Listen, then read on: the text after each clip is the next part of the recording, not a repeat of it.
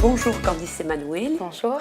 Alors avant de présenter votre structure Corsica Dream Events, j'aimerais que vous vous présentiez vous-même aux téléspectateurs. Alors en fait, donc, je m'appelle Candice Emmanuel et je suis originaire de Montdidier. J'ai 38 ans. Après, voilà, j'ai monté ma structure il y a peu de temps. Je suis passée par beaucoup de domaines, que ce soit la restauration, j'étais surveillante au lycée de Balagne, je travaillais chez des avocats, des assureurs. Donc je me cherchais un peu et j'ai enfin trouvé ce que je voulais faire, ma vocation, donc d'être dans l'événementiel, donc depuis maintenant plus d'un an. Après, une drôle de reconversion. Oui, drôle de reconversion. J'ai enfin trouvé ce que je voulais faire quand j'étais plus grande, donc voilà, je suis contente. Ça y est, vous pensez être arrivée à l'âge adulte? Ça y est, je pense être arrivée à l'âge adulte. On en doute un peu encore. C'est ce qu'on me dit, c'est ce qu'on me dit. Non, mais plus sérieusement, j'ai beaucoup hésité. En fait, je dois ça quand même à mon tonton, qui n'est malheureusement plus là, donc Guy Emmanuel, qui était aussi dans l'événementiel sur les derniers jours de sa vie et qui faisait entre autres des séminaires, qui m'a donné un petit peu cette vocation, qui m'a montré un peu toutes les facettes de ce métier. Et du coup, je suis passée par la couveuse de Balagne parce que j'hésitais un peu à me lancer toute seule, je n'avais pas trop confiance en moi. Et en fait, cette structure m'a aidée à avoir confiance en moi. Vous vous êtes sentie épaulée? Épaulée, tout à fait. C'est une structure qui nous aide dans tous les domaines, que ce soit au niveau du marketing, de la com, comment faire les démarches, quelle structure d'entreprise faire par la suite. J'y suis restée 1 an. Ça permet de tester l'entreprise avant même de s'y matriculer en fait. Et on rencontre beaucoup de monde dans cette couveuse, que ce soit aussi d'autres couvées comme on appelle, oui, tout à fait. Dans différents domaines. Il y avait des couturières, des menuisiers, de l'artisanat. Enfin, est-ce qu'il y a un échange d'expérience entre vous aussi? Tout à fait. En fait, toutes les semaines, on a des ateliers. Et on échange justement ce qu'on a vécu pendant la semaine. Et on a des ateliers, justement, comme je vous disais, sur le droit, la gestion. On a des intervenants extérieurs aussi, des anciens couvés qui reviennent pour nous expliquer aussi leur parcours donc professionnel. Et du coup, ça nous aide beaucoup et on se booste tous ensemble. Et ça m'a donné envie de c'est un moyen, en quelque sorte aussi, vous êtes toujours, on va dire, épaulé. Tout à fait. Et de savoir si votre événement votre structure sera viable aussi, viable, et si c'est vous vraiment serez le but. Partir sereine, on va dire, pour démarrer. Tout à fait. On rentre quand on veut, on en sort quand on veut. On n'est pas lié à un contrat à proprement soit dit. Ils nous prêtent un SIRET, une assurance, et comme ça, on peut commencer à travailler en fait. Au bout de combien de mois, on va dire, vous vous êtes senti, on va dire, sûr de vous, ça y est, je fonce? À 100%, j'ai quand même mis 1 an. Parce que dans l'événementiel, c'est vrai, on n'a pas du travail tous les jours. C'est beaucoup de démarchage, de chercher de la clientèle, de chercher des contrats. Donc j'ai mis 1 an et j'ai commencé par un tout petit, on va dire, gros événement. C'était le salon du mariage à Île-Rousse. C'est ça qui m'a vraiment propulsée en fait. Donc j'ai été contente de passer par cette infrastructure et je le recommande vivement à ceux qui hésitent encore de franchir le pas. Bonne publicité. Oui, tout à fait. Alors Candice, dites-nous ce qu'est justement une agence événementielle et à quel public s'adresse-t-elle? Alors, une agence événementielle, c'est vraiment très vaste. Je propose, je pense comme toutes les structures d'événementiel, tout ce qui est séminaire, c'est des entreprises qui proposent des activités et des opérations professionnelles, personnelles, culturelles ou sportives. C'est-à-dire qu'on peut faire aussi bien un anniversaire de mariage, un enterrement de vie de jeune fille, de garçon, des divorce parties, parce que ça arrive sur le marché. Donc ça se fait aussi. Ça se fait, ça vient des États-Unis, comme les baby showers et tout ça. Donc il y a ce côté-là personnel. Professionnel, on rencontre surtout tout ce qui est séminaire. Donc, on contacte les comités d'entreprise. On a des entreprises qui viennent donc, pour faire un pôle de travail, mais à côté faire des activités. Donc, nous, on les encadre à ce niveau-là. Donc, on leur trouve donc, l'hébergement, le lieu de travail et les activités. Ce qui peut s'articuler aussi autour d'une team building ou incentive. C'est-à-dire c'est allier donc le professionnel, le travail, avec des activités. C'est les responsables. Vous nous donnez un exemple? Alors un exemple, moi il n'y a pas longtemps, j'ai fait un Corse Lanta, par exemple. Donc un Koh-Lanta version Corse. C'est une entreprise de Paris qui m'a contactée, une start-up qui était, c'était une trentaine de personnes. Et en fait, ils ont cherché à faire une cohésion d'équipe au sein de leur entreprise et pour remercier un peu leurs commerciaux. Donc en fait, ils sont venus en Corse, ils m'ont démarché en disant voilà, on arrive, on aimerait avoir une journée d'Olympiade. Donc, à vous de nous proposer. Donc, moi, j'ai vu un petit peu, j'ai fait des recherches sur Internet. J'ai rien inventé. Koh Lanta, je ne l'ai pas inventé. Sinon, Denis Brognard, il me dirait. Donc, voilà, on recherche des activités. Donc, moi, ça allait des activités sportives, intellectuelles, avec des énigmes, une chasse au trésor. Enfin, voilà, ça peut être très varié. Donc, eux, ils font leur matinée de travail, de réunion, avec un débriefing avec leur patron. Et après l'après-midi, le lendemain, on fait des activités. C'est un petit peu aussi de la détente. C'est de la détente, mais alliée avec du travail. C'est ce qu'on appelle un incentive ou team building. Et qu'est-ce que c'était alors la finalité? Qu'est-ce que vous leur avez trouvé Alors, il y avait des parcours du combattant. C'était vers où? C'était sur l'île Rousse. Ah, sur l'île Rousse. Sur l'île Rousse même, oui. Sur la plage de l'île Rousse. Donc, des parcours de combattants. J'ai rien inventé aussi. Traverser des pneus, de ramper sous des cordes, aller dans l'eau chercher des témoins. J'ai fait du tir de paintball sur cible. Après, on a fait des énigmes. Donc, style un peu Fort Boyard avec le père Fouras. Je ne sais pas si vous savez. Donc, trouver des énigmes. J'ai pas été gentille avec eux. Je leur ai fait aussi des dégustations à l'aveugle. Donc, c'était des vers, bon, c'était comestible. Des vers comestibles, je leur ai fait manger du fromage corse, du cajou merde, ce qu'on appelle.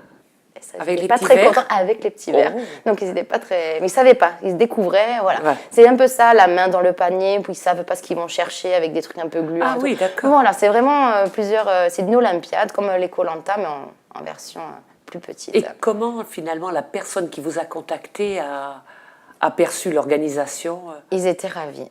Ils étaient ravis parce que on avait plusieurs équipes, donc on les a articulées sur les différents pôles d'activité. Et à la fin, moi j'ai remis donc une coupe de Koh Lanta. Un peu symbolique. Un peu symbolique, j'ai quand même fait la petite plaque Corse Lanta 2017 île Rousse pour coller sur la coupe. Et je leur ai offert des casquettes et des produits corse, tout ce qui est vin et coups de jaune. Comme ça, ils repartaient avec des souvenirs corse. Ils étaient bien contents. Voilà, il y avait quand même quelque chose à gagner à la fin pour un peu les motiver. Alors Candice, est-ce que, comme on va dire que c'est assez récent, votre structure, est-ce que vous auriez été amenée à préparer un événement, mais vraiment insolite? Ou ça ne vous est pas encore arrivé? Alors, ça ne m'est pas encore arrivé. Comme je vous dis, j'ai fait le salon du mariage, donc c'est pas insolite. Non, pas du tout. C'était pas fait sur la Balagne. Donc ça, j'en suis un petit peu fière d'avoir fait la première édition en Balagne. Insolite, pas vraiment, pas encore. Je vais vous parler de la divorce party tout à l'heure. J'ai eu des demandes, on m'a demandé. Donc on m'a dit en quoi ça consistait, donc je leur ai expliqué. Donc c'était. Mais vous l'avez déjà fait? J'ai déjà des personnes qui, je l'ai pas encore fait. J'ai des personnes qui m'ont demandé un petit peu justement des renseignements pour savoir un peu comment ça s'articulait. Donc je leur ai dit un peu le même concept que l'enterrement de vie de jeune fille. On peut trouver des jeux à faire. Après on m'a demandé le budget. On parlait budget. Exactement. Voilà. Donc ça pour la divorce party, j'ai dit ça dépendait de la pension alimentaire de l'ex-mari. Donc, Ah ça c'est pas mal comme oui, réponse. Voilà. Donc, non, pour être plus sérieuse, je sais, voilà, ça dépend, c'est en fonction du client, ça dépend de ce qu'il recherche lui. Et en insolite, non, j'ai pas encore fait vraiment d'OP, vraiment insolite. J'ai fait un road trip avec la Corsica Ferries où j'ai proposé mon activité pour les CE. Je leur ai proposé des mini-séjours, s'ils venaient en Corse, en fait, de leur proposer des mini-séjours, mais secrets. C'est-à-dire qu'ils viennent, ils ne savent pas où ils vont. Et moi, je leur fais des lieux un peu insolites. On a de superbes endroits comme le glamping à Porto Vecchio, vous savez, les bulles. Oui, c'est ce que j'allais dire, dormir dans une bulle. Voilà, dormir dans des bulles, dans un chalet, dans une yourte, on a tellement... Mais je leur dis pas, en fonction du clientèle, c'est un projet, il y a un produit que je peux proposer. J'en ai pas encore eu, je l'ai mis en ligne, mais j'attends de voir ceux qui sont partants pour le faire. Mais ça vous tente? Mais ça me tenterait, oui. Est-ce qu'au fil, on va dire, des semaines, finalement, il vous vient des idées d'événements à proposer, en plus du catalogue parce que vous avez un catalogue. Il y a au maximum combien d'événements que vous pourriez proposer? C'est tellement vaste. J'ai fait, comme je vous dis, ça va de l'inauguration aussi d'un magasin, d'un lancement de produits, il n'y a pas de... C'est une palette qui est vraiment très large. Très, très large. En fonction de la demande du client, en fait, on s'adapte à la demande. Bon, après, si je ne peux pas répondre à la demande, je leur dis clairement, mais c'est complètement aléatoire. Il y a tellement de choses à faire dans le milieu de l'événementiel. Je vous dis, dans tous les domaines, sportifs, culturels... C'est énorme. Donc, je ne pourrais même pas vous les citer. Déjà, on en aurait pour plus d'une heure à les citer. Mais oui, il y a quelques jours, j'ai vu un reportage, justement, vous aviez fait partie ou vous aviez organisé vous-même, c'était les... L'élection de Miss Pin-Up, Oui, tout oui. à fait. Donc là, c'est le comité en fait qui nous a sollicité avec la. Vous n'avez pas démarché vous-même finalement, ils Non, sont venus à ils vous. sont venus à nous, tout à fait. Donc, comme c'était la première édition qu'elle était en Corse aussi, du coup, moi, on m'a contacté par le biais de l'animation qui était déjà en place et la Miss Pin-Up 2016 déjà élue. Et du coup, on a fait Belle cette retombée. élection, très belle retombée. On avait peu de candidates cette année parce que c'est un comité qui est très peu connu. Au départ, on n'a pas été très pris au sérieux parce que c'est vrai, de l'élection de Miss Pin-Up, ça veut tout dire et rien dire pour certaines personnes. Donc là où c'est intéressant, c'est que tout le monde peut se présenter. Oui, il n'y avait pas d'âge, pas de taille, pas de poids. Exactement. Et je pense que dans notre société, c'est bien de le mettre en avant aussi. Pas comme, je dirais, Miss France, où tout doit être fait au pinceau presque. C'est ça, tout à fait. Non, non. Là, tu allais de 19 ans à plus de 50 ans. Et ça permettait à tout le monde, en fin de compte, de s'amuser. De se présenter. Quoi. Donc là, on avait 9 candidates. J'espère que l'année prochaine, parce qu'on va réitérer l'opération qui a été un succès, on en aura peut-être une vingtaine. Donc je lance un appel aussi. Mesdames, n'ayez pas peur. C'est bien. Alors Candice, on va prendre un événement classique. On parlait de mariage. On vient à vous. Comment se déroule finalement toute la préparation? Comment vous allez vous y prendre? Alors la préparation est simple en soi. En fait, on me contacte. Je vois avec le client, que ce soit pour un mariage ou pour un autre événement, un anniversaire, comme on disait, je vois exactement leur attente. C'est-à-dire qu'un mariage... Vous allez discuter avec la personne. Voilà, je vais discuter avec la personne, de savoir un petit peu leur goût, leurs attentes, leurs envies. Et en fait, pour un mariage, on n'est pas obligé de faire tout clé en main. C'est-à-dire que j'ai des personnes qui m'appellent, qui me disent « Écoutez, moi j'ai déjà le lieu, il me faudrait un fleuriste, un photographe et la décoration. » Voilà, ça peut être à la carte, ou il y en a qui m'appellent, qui me disent « Moi, j'ai besoin que vous vous occupiez de tout. » Ça dépend vraiment des besoins en fait, du client. Donc, c'est pour ça que je propose soit clé en main, mariage, je m'occupe de la prise de rendez-vous à la mairie, jusqu'à la cérémonie, jusqu'au photographe, au banc, enfin de tout. Mais est-ce que vous faites, par exemple, vous parlez de photographe ou de fleuriste, est-ce qu'à votre futur client, vous allez lui... proposer plusieurs photographes, plusieurs fleuristes? Moi, je n'impose pas, je propose par rapport au devis qu'ils fourniront, parce que ce n'est pas moi non plus qui vais décider par rapport au budget. Donc, je leur propose. Bien sûr, maintenant, depuis 1 an, je travaille avec des photographes et une photographe, par exemple, j'ai une photographe officielle avec qui je travaille parce que j'aime beaucoup son travail, je la trouve très accessible et j'ai de très bons retours. Donc c'est vrai qu'on fidélise pas mal de prestataires au bout d'1 an, que ce soit traiteur, photographe, fleuriste, décoratrice. Donc, mais je ne leur impose pas. Je leur dis, voilà, moi j'ai l'habitude de travailler avec cette personne, je la conseille. Je lui dis, voilà, moi, cette personne, j'ai confiance en elle et c'est vrai qu'elle nous dit ou pas si elle veut choisir ce prestataire. Mais je propose plusieurs personnes, plusieurs devis. D'accord. Donc, la personne vient à vous, vous dit, on prenait l'événement du mariage, voilà, je vais me marier, j'ai un budget de temps. C'est comme ça que ça passe. Tout à fait. Tout à fait. Il faut, dans tous les cas, il faut parler du budget. C'est ce qui est primordial aussi. C'est primordial. Parce que, vous savez, je ne vais pas vous apprendre un mariage, ça peut aller de... Tout dépendra aussi de 3 000 le quota d'invités. Voilà, exactement, le nombre de personnes. Donc, après, même par rapport aux prestataires, des fois, les gens n'ont pas... C'est vous qui allez rémunérer le prestataire à ce moment-là ou ce qu'il va falloir donner au photographe, au traiteur? C'est le client. C'est le client? Voilà, je n'encaisse pas les prestations, pour une raison aussi de réglementation. Et sinon, ce serait un petit peu fastidieux à faire. Je prends les devis, je leur propose et je les mets en contact pour le règlement. Ça ne passe pas par moi. Moi, ma prestation est en dehors des prestataires. Je propose, voilà, que ce soit en forfait ou à la carte, ça dépendra de ce qu'ils demandent. Je leur dis, voilà, on me demande aussi des fois que de la coordination sur les mariages. C'est pour ça que vous proposez plusieurs formules alors? C'est ça.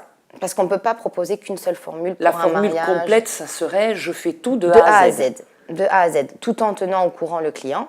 Bien sûr, mais de A à Z. Parce que les personnes, la plupart du temps, ceux qui demandent de A à Z, c'est les personnes qui sont sur le continent, qui veulent absolument se marier sur notre île, ce qu'on conçoit, qui n'ont pas le temps et le financement aussi pour venir en Corse pour visiter les lieux et tout. On travaille beaucoup par mail, donc photos, vidéos, même pour les groupes de musique ou les DJ qu'on doit faire intervenir, des vidéos, leur envoyer, voilà, toujours les rassurer en disant, voilà, il y a ça, ça, ça et ça.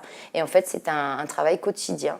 Je dis oui, je peux dire quotidien, parce que le mariage, ça se prépare sur un an. Donc voilà, c'est beaucoup par mail et téléphone. Est-ce qu'il faut un minimum de rigueur pour faire ce travail-là? Oui, il faut être passionné.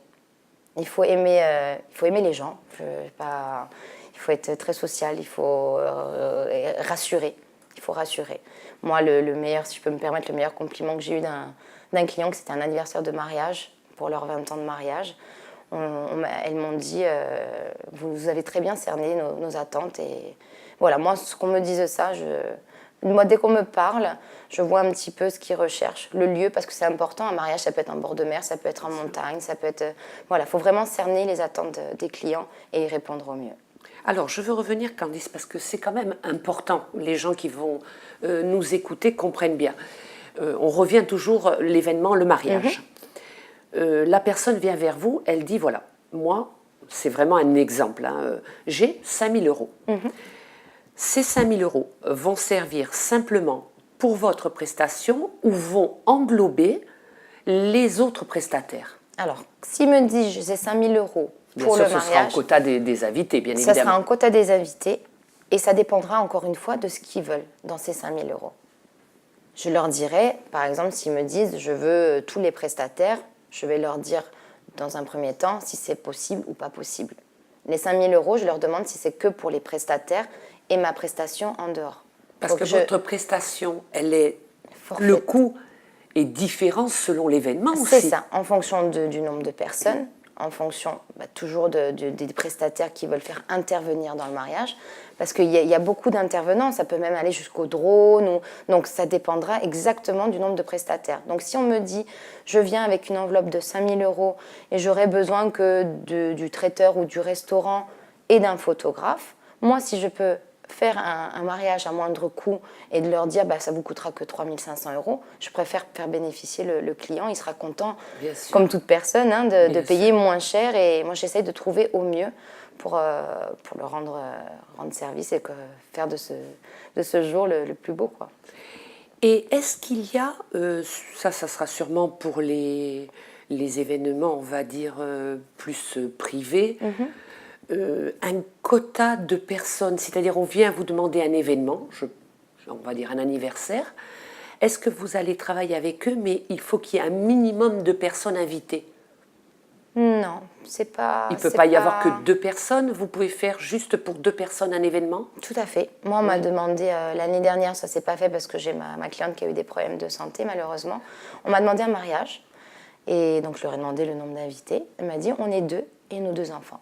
En fait, c'était des renouvellements de vœux. Donc, ils voulaient une cérémonie laïque sur la plage. Donc, ils n'étaient que 2. Donc, voilà, ça s'adapte vraiment.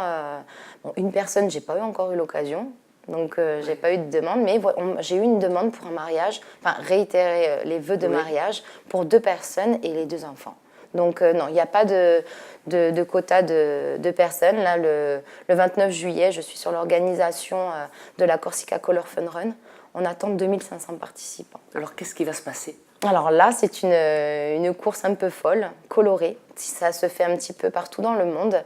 Donc, c'est 5 km. Donc, ce n'est pas forcément de la course, c'est familial, on peut marcher.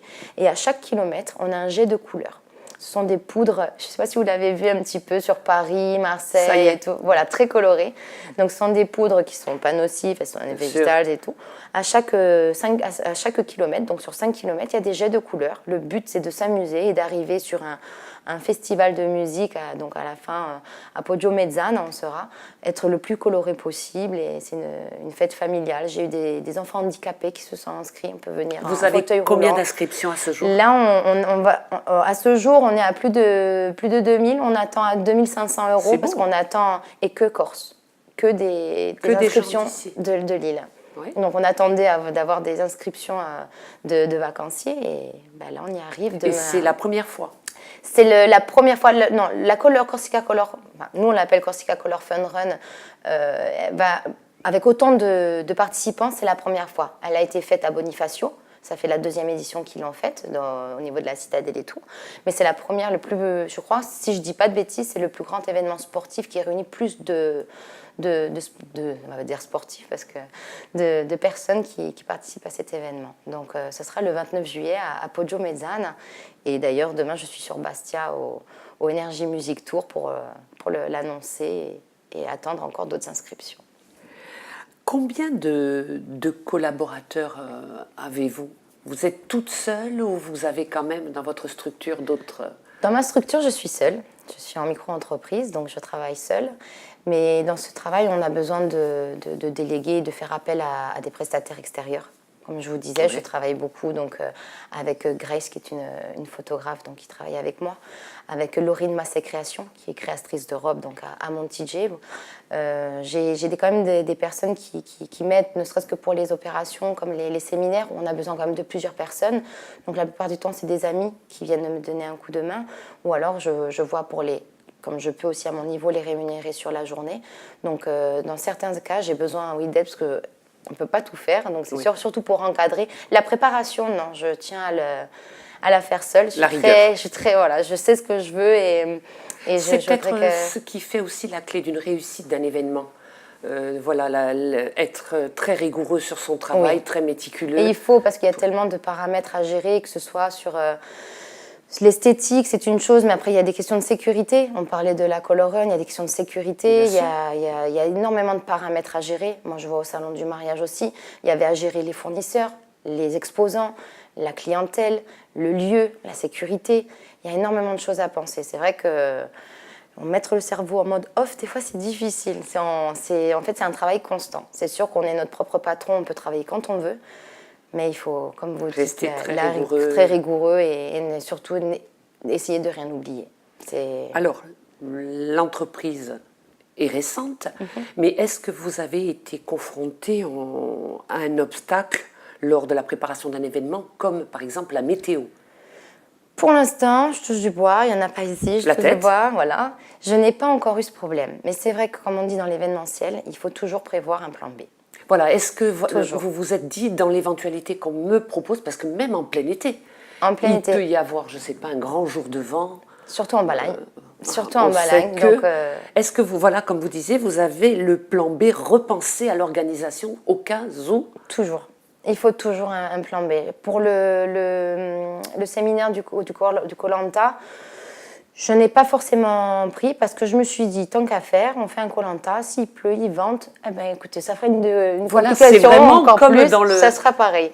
Par contre, quand il s'agit de mariage ou d'anniversaire dans des lieux, embêté. Moi, j'ai l'anniversaire de mariage que j'ai fait, il voulait un restaurant sur la plage. Donc l'apéritif a été fait les pieds dans le sable, donc sur le sable, mais j'avais la pièce à l'intérieur qui était disponible si jamais il y avait du vent.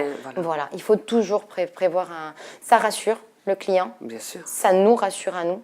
C'est sûr qu'on est lié avec Météo France, donc tout le temps on regarde, on prie pour qu'il n'y ait rien, mais il faut toujours le prévoir.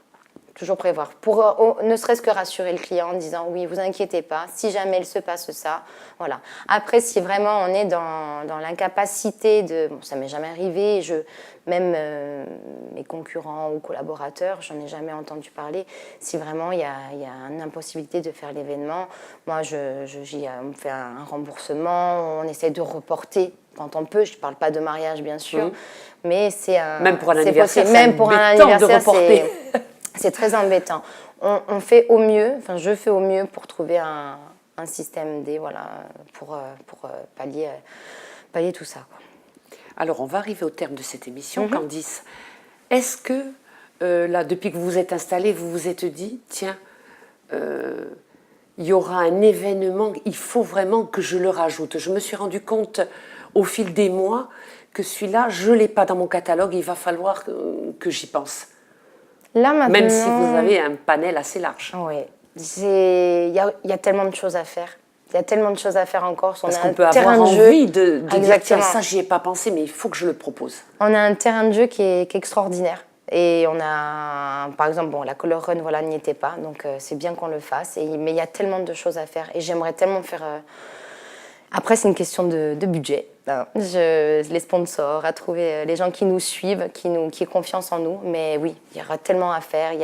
Par exemple, je pense là tout de suite, il y a la ruée des fadas qui existe sur le continent. C'est une course aussi un peu folle où c'est déguisé, où on va dans la boue, on fait plein de choses. Il y a tellement de choses à faire. Et j'aimerais apporter ma pierre à l'édifice et bouger un petit peu la C'est bien, Corse. on voit que vous êtes bien active. Oui, oui. Alors Candice, on va se quitter, mais avant, donnez quand même un contact, savoir où vous joindre. Alors, donc, Candice Emmanuel, et j'ai une page Facebook très active qui s'appelle Corsica Dream Events. Et sinon, vous pouvez me joindre par téléphone au 07 88 73 18 20. Voilà. Candice, merci d'être Merci venue de nous votre voir. accueil. Et quant à moi, je vous dis à une prochaine fois.